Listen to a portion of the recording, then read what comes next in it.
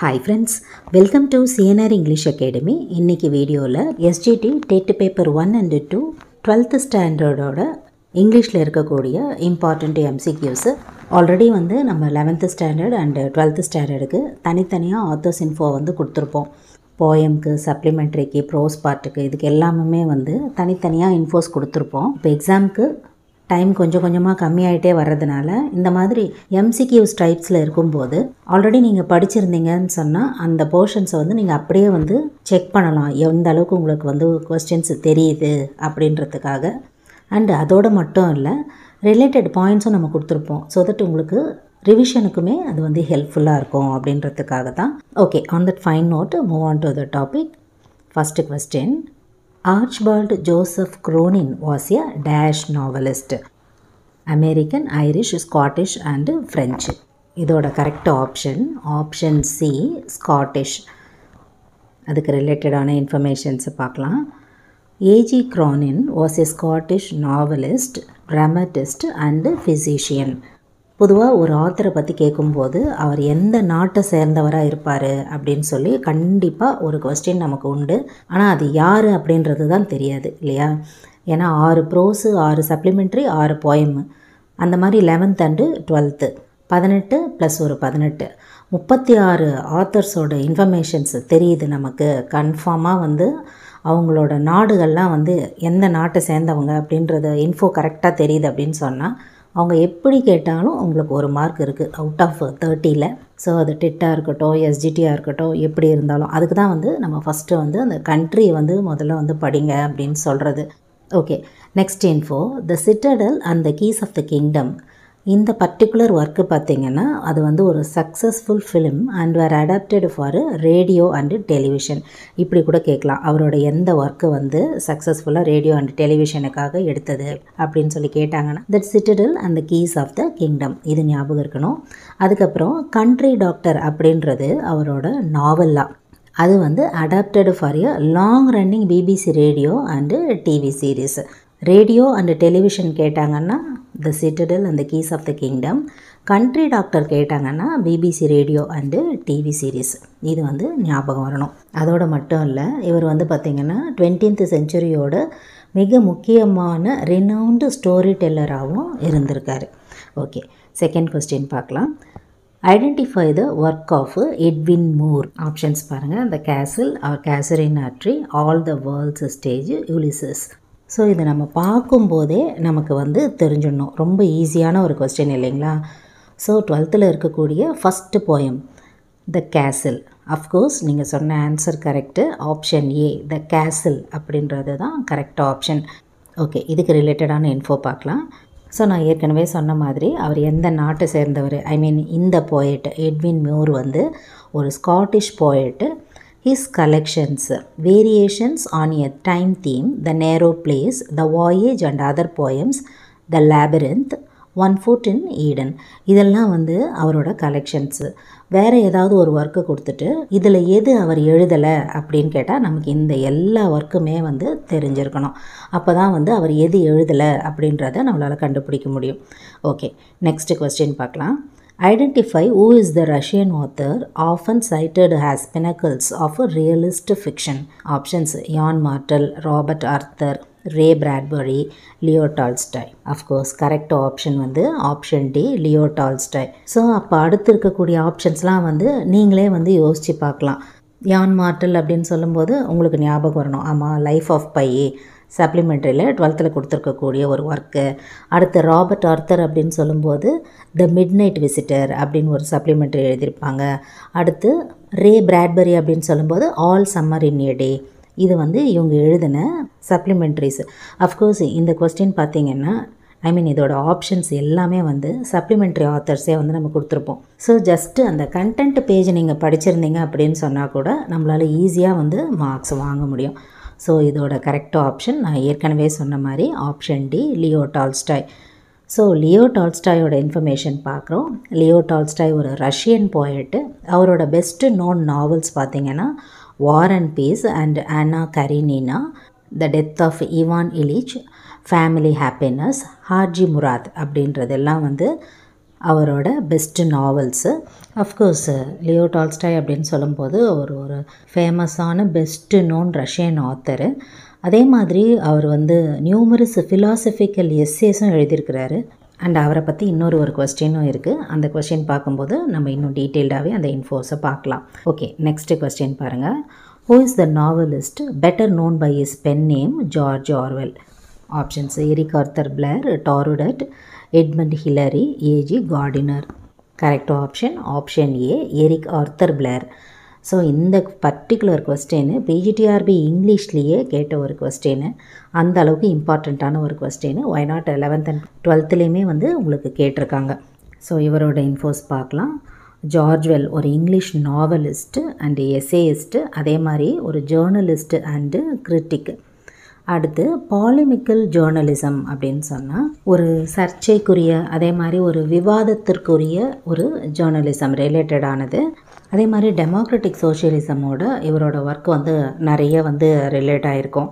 ஒரு ப்ரோஸ் அவேர்னஸை கொடுக்குறதா இருக்கட்டும், ஒரு சோஷியல் இனீக்விட்டியாக இருக்கட்டும், இந்த மாதிரி விஷயங்கள் எல்லாம் வந்து நம்ம ஜார்ஜ் ஆர்வெலோட ஒர்க்கை வந்து நிறைய கனெக்ட் பண்ணி பார்க்க முடியும். ஓகே, நெக்ஸ்ட் கொஸ்டின் பார்க்கலாம். Toru Dutt wrote in the language dash. Options: English, French, German, A and B.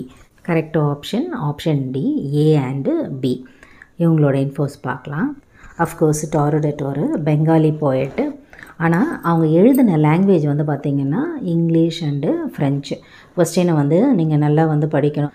If suppose அவங்க மதர் டங்கு இந்த மாதிரி எந்த நாட்டை சேர்ந்தவங்க அப்படின்னு பார்க்கும்போது டாருடட் வந்து ஒரு பெங்காலி போயட்டு. ஆனால் வந்து பர்பஸாக அவங்க வந்து இங்கிலீஷ் அண்டு ஃப்ரெஞ்சில் எழுதியிருப்பாங்க.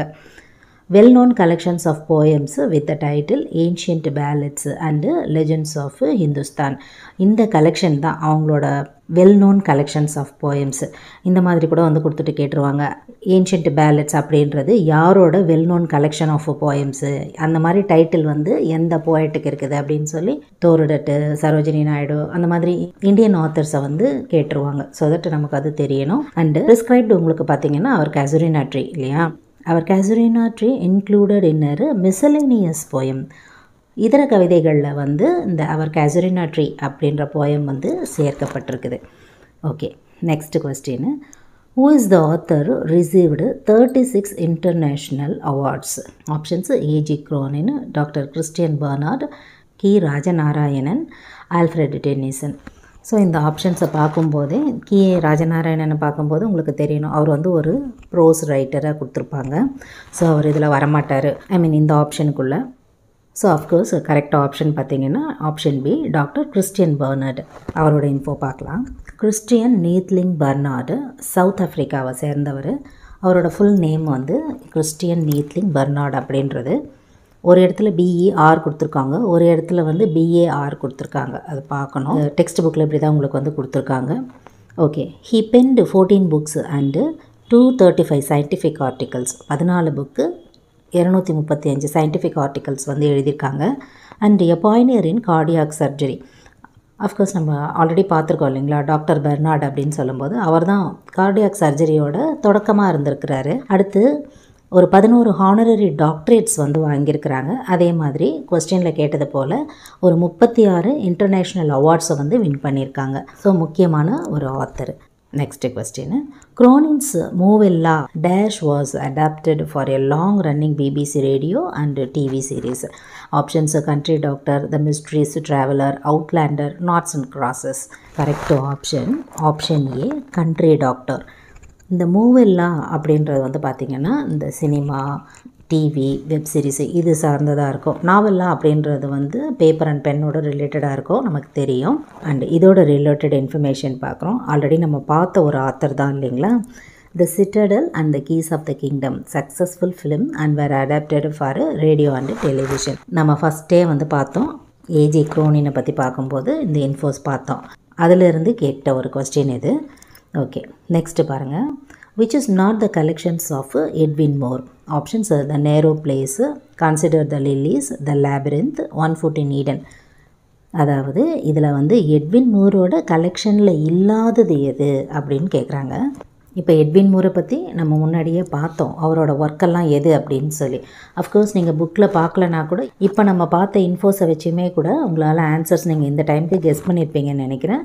So option B, consider the lilies அப்படின்றது தான் கரெக்ட் ஆப்ஷன். ஏன் அப்படின்னா the narrow place, the labyrinth, 1 Foot in Eden இதெல்லாம் வந்து எட்வின் மூர் அவரோட கலெக்ஷன்ஸு. நெக்ஸ்ட் அவரோட இன்ஃபோ பார்க்குறோம். Edwin Muir was a Scottish poet. His collections, Variations on a Time Theme, The Narrow Place, The Voyage and Other Poems, The Labyrinth, 1 Foot in Eden. இப்போ நம்ம ஆப்ஷன்ஸில் பார்த்த எல்லா போயமு and அதோட text புக்கில் கொடுத்துருக்கக்கூடிய poems எல்லாமே நம்ம வந்து சேர்த்துருக்கோம். ஓகே, நெக்ஸ்ட் பாருங்கள். Identify the semi autobiographical trilogy of Leo Tolstoy. இப்போ ட்ரிலஜி அப்படின்னு சொன்னால் என்னென்னா ஒரு 3 விதமான நாடக தொகுதி, கதை தொகுதி, புதின தொகுதி எது வேணால் இருக்கலாம். அவங்க ஆத்தர் எப்படி எழுதுகிறாங்களோ, அதாவது அந்த நடை வேறையாக இருக்கும். ட்ரிலஜின்னு சொல்லும்போது 3 அப்படின்னு நமக்கு தெரியுது. அது எது அப்படின்னு கேட்டிருக்காங்க. ஸோ ஆப்ஷன்ஸ் பாருங்கள். Childhood, boyhood and youth, childhood, family happiness, Hadji Murat, war and peace, Anna Karenina, Hadji Murat, childhood, Anna Karenina, Hadji Murat. So இதோட correct option A, childhood, boyhood and youth அப்படின்றது தான். நீங்கள் நினைக்கலாம் அன்னா கரீனினாலாம் வந்து அவரோட work தானே அப்படின்னு சொல்லிட்டு. அஃப்கோர்ஸ் அவரோட ஒர்க்கு தான். ஆனால் இந்த ட்ரிலஜியில் வந்து வராது. என்ற முத்தொகுப்பு அப்படின்னு சொல்கிறோம் இல்லையா, அதில் வந்து இதெல்லாம் வராது. ஸோ அதில் வரக்கூடியது பார்த்திங்கன்னா சைல்ட்ஹுட், பாய்வுட் அண்டு யூத் இதுதான் வந்து அதில் சேரும். ஸோ நம்ம படிக்கும்போது எது வந்து எந்த தொகுதியை சார்ந்தது அப்படின்னு பார்க்கணும். சப்போஸ் வந்து நாவலா, ப்ரோஸா, எஸ்ஸேவா அப்படி கூட கொடுத்து ஆத்தர் இன்ஃபோவில் கொடுத்துருப்பாங்க. சின்னதாக ஒரு நேம் கொடுத்துருப்பாங்க, இதுதான் அவரோட ப்ரோஸ் ஒர்க்கு அப்படின்னு சொல்லி. ஸோ நம்ம வந்து அவர் எந்த நாட்டை சேர்ந்தவர், அவர் எதை பற்றி எழுதியிருக்கிறாரு இதெல்லாம் படிச்சிருவோம். ஆனால் வந்து ஒரு ப்ரோஸ் ஒர்க்கு அப்படின்னு சொல்லி கொடுத்துருந்தாலோ இல்லை ஒரு எஸ்ஸேவை பற்றி கேட்டிருந்தாலோ நம்ம வந்து ஈஸியாக மிஸ் பண்ணுறதுக்கு சான்ஸ் இருக்குது. இங்கிலீஷை பொறுத்த வரைக்கும் 11th and 12th இன்ஃபோஸ் ரொம்ப கம்மி. ஆனால் நீங்கள் வந்து ஞாபகம் வச்சுக்கணும் கரெக்டாக எந்த ஆத்தர் அப்படின்னு சொல்லி. சப்போஸ் நமக்கு வந்து கிராமரில் ஒரு சில கேள்விகள் தவறாகிற பட்சத்தில் இந்த மாதிரி கேள்விகள்லாம் நமக்கு ஈஸியாக வந்து கை கொடுத்துரும். ஓகே, நெக்ஸ்ட் ஒன் பாருங்கள். அவரோட இன்ஃபோ பார்க்குறோம். Leo Tolstoy he first achieved literary acclaim in his 20s with his semi autobiographical trilogy.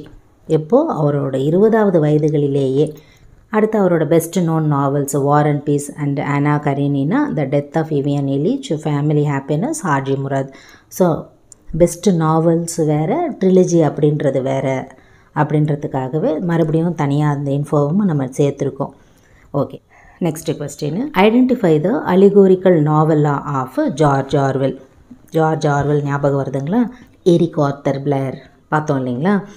Okay, options பாருங்கள். 1984 Burmese Days, Coming Up for Air, Animal Farm. இதில் அவரோடது அலிகோரிக்கல் நாவலாக எது அப்படின்னு சொல்லி கேட்குறாங்க. ஸோ இதோட கரெக்ட் ஆப்ஷன் பார்த்தீங்கன்னா ஆப்ஷன் டி, அனிமல் ஃபார்ம். இதுதான் அதோட கரெக்ட் ஆப்ஷனு. இப்போ அலிகோரிக்கல் நாவலாக அப்படின்னா இந்த உருவகப்படுத்தி எழுதுறது. அந்த மாதிரி இங்கிலீஷ் லிட்ரேச்சரில் பார்த்திங்கன்னா நிறைய பேர் எழுதியிருக்காங்க. சாசர்லாம் அதுக்கு எக்ஸாம்பிளாக சொல்லலாம். இங்கே வந்து அனிமல் ஃபார்ம் அப்படின்ற ஒர்க் வந்து ஒரு அலிகோரிக்கல் நாவலாக ஆஃப் ஜார்ஜ் ஆர்வெல். அந்த இயர் வந்து ரொம்ப இம்பார்ட்டண்ட்டு, 1945. அதே மாதிரி இன்னொரு இன்ஃபோ கொடுத்துருப்பாங்க. டிஸ்டோபியன் நாவல், அதுவுமே அவரோடது ரொம்ப ஃபேமஸ்ஸு. 1984 அப்படின்றது அதோட பேர். 1949 வந்து வெளிவந்திருக்கோம். அப்போது டிஸ்டோபியன்னா என்ன அப்படின்னா, அதாவது வாழ தகுதியே இல்லாத ஒரு இடம். அதே மாதிரி அந்த வேர்ல்டில் வந்து மனுஷங்களால் வந்து வாழவே முடியாது. அவங்களுக்கு இருக்கிறதுக்கு பயமாக இருக்கிறது, இருக்க பிடிக்காமல் இருக்கிறது, இதெல்லாம் அதோட ஃபியூச்சர்ஸில் நம்ம பார்க்கலாம். இதுதான் வந்து டிஸ்டோபியன் நாவல். இது வந்து பார்த்திங்கன்னா யுட்டோப்பியனுக்கு நாவலுக்கு வந்து ஆப்போசிட்டாக சொல்லலாம். அதே மாதிரி உட்டோப்பியா அப்படின்னு சொல்லும்போது தாமஸ் மூர் வந்து எழுதியிருப்பாங்க. எப்படி வந்து அங்கே வந்து பீப்புள் இருக்கணும், ஒரு கண்ட்ரினா எப்படி இருக்கணும், ஒரு டெமோக்ரஸினா எப்படி இருக்கணும், ஒரு கவர்மெண்ட் எப்படி இருக்கணும் அப்படின்றது போல். So there are difference between utopian and dystopian நாவல்ஸ்க்கு. ஸோ 11th and 12th பொறுத்த வரைக்கும் இந்த மாதிரி நம்ம வந்து பிளான் பண்ணியிருக்கோம். Authors infos, different types of works, அதே மாதிரி கண்ட்ரி, லாங்குவேஜ், அவங்களுக்கு ரிலேட்டடாக ஏதாவது அவார்ட்ஸு, இந்த மாதிரி விஷயங்கள் எல்லாமே தனித்தனியாக உங்களுக்கு வந்து எம்சிக்யூஸில் கொடுத்து ரிவிஷனுக்கும் யூஸ்ஃபுல்லாக இருக்கிறது போல். அதில் ஃபஸ்ட்டு பார்ட் வந்து இங்கே முடியுது. அண்டு செகண்ட் பார்ட்டு ஷேக்ஸ்பியர் ரிலேட்டடான நிறைய கொஸ்டின்ஸ் வந்து உங்களுக்கு இதோட செகண்ட் பார்ட்டில் இருக்கும். 12th பார்த்தீங்கன்னா ஷேக்ஸ்பியர் ஒர்க்கு தனியாக கொடுத்துருப்பாங்க. ஷேக்ஸ்பியரை பொறுத்த வரைக்கும் நம்ம வந்து கொடுத்துருக்கக்கூடிய ஒர்க்கை மட்டும் அப்படியே பார்த்துட்டு போக முடியாது. ஷேக்ஸ்பியர் அப்படின்னு சொல்லும்போதே எக்ஸப்ஷன் இருக்குது. நிறைய இன்ஃபர்மேஷன்ஸ் நம்ம தெரிஞ்சுக்கணும். அந்த இன்ஃபர்மேஷன்ஸ் எல்லாமே வந்து இதோட கண்டினியூவேஷன் நெக்ஸ்ட்டு MCQs பார்ட்டில் நம்ம பார்க்கலாம். இதில் உங்களுக்கு ஏதாவது டவுட்ஸ் இருந்ததுன்னு சொன்னால் வழக்கம் போல் உங்களோட கமெண்ட் செக்ஷனில் சொல்லுங்கள். Up to this I conclude. இதே மாதிரி ஒரு நல்ல வீடியோவில் உங்களை நான் மீட் பண்ணுறேன். Thank you friends. தேங்க்ஸ் ஃபார் வாட்சிங்.